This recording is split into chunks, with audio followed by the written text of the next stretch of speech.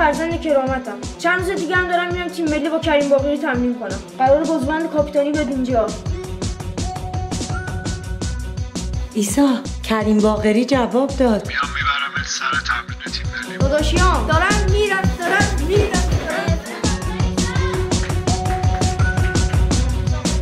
مگه میخوان یه عمر مثل من خودخوری نکنین؟ بذارین این بچه زندگیشو کن.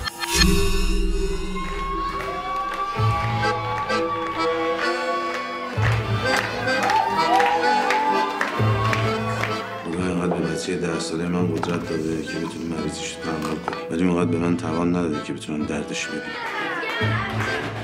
عیسی شاهکاره. همه ماها ازش انرژی میگیریم. این آدم جدیده رو میشناسی؟ سلام. از این پنجره دریا معلومه؟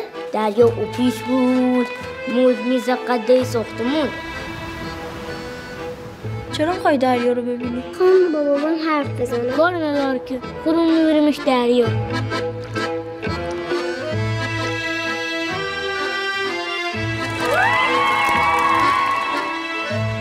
دستتو بیار. بازبند کاپیتانی.